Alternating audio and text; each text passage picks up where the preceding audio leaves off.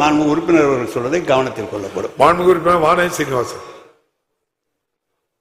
பேரவைத் தலைவர் அவர்களே, கோவை தெற்கு சட்டமன்ற தொகுதியில் உக்கடம் மேம்பாலம் கட்டுவதற்காக அங்கு இருக்கக்கூடிய சிஎம்சி காலனி மக்கள் தங்கள் இடத்தை கொடுத்தார்கள். அவர்களுக்கு பழைய மீன் மார்க்கெட் பகுதியில் புதிய வீடுகள் கட்டப்பட வேண்டும். ஆனால் கடந்த 4 வருடங்களாக அவர்களுக்கு அந்த இடத்தில் வீடு கட்டவில்லை. அதற்கு மாநகராட்சி இடத்தை கொடுக்க வேண்டும். பழைய மீன் மார்க்கெட் பகுதியை எப்போது அந்த இடத்தை விட்டு அவர்கள் அந்த இடத்தை கொடுப்பார்கள் என தங்கள் வாயிலாக அமைச்சரிடம் கேட்டுக்கொள்கிறேன். மாண்புமிகு அமைச்சர் அவர்கள். மாண்பு பேரவைத் தலைவர் அவர்களே, மூல கேள்விக்கு சம்பந்தமில்லாது என்னால் இதை பற்றி அதிகாரிகளோடு கலந்து பேசி அதை எவ்வளவு என்ன செய்ய முடியும் என்பதை மாண்பு உறுப்பினர் அவர்களுக்கு தெரிவித்து. மாண்புமிகு உறுப்பினர் ராஜேஷ்குமார்.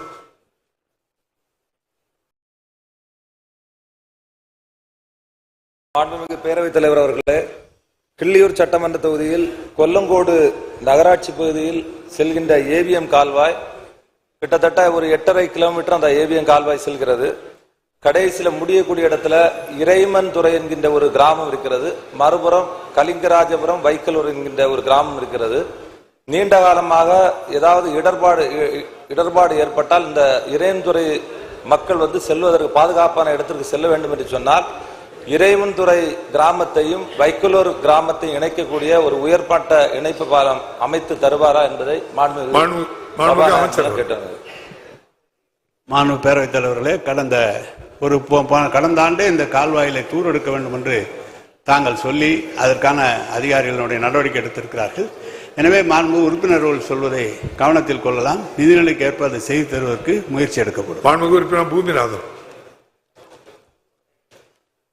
மாண்புமிகு பேரவைத் தலைவர்களே, மரியாதைக்குரிய நம்முடைய வெள்ளத்திலே பாய்த்த செல்லூர் கால்வாய் மற்றும் தடுப்பணை கட்டுவதற்கு உடனடியாக நடவடிக்கை எடுத்த மாண்புமிகு முதலமைச்சர் அவர்களுக்கும் மற்றும் அமைச்சர் அவர்களுக்கும் நன்றியை தெரிவித்துக் கொண்டு, என்னுடைய தொகுதியிலே கிட்டத்தட்ட பனையூர் வாய்க்கால், சுட்டகட்டி வாய்க்கால், 2-3 வாய்க்காலை தூர்வாருவதற்கு மாண்புமிகு அமைச்சரிடத்திலே நான் மனு அளித்திருக்கின்றேன். அதை நிச்சயமாக 10 ஆண்டு காலமாக தூர் வராம அது பூரா மேடாகி தண்ணியே ஓடல.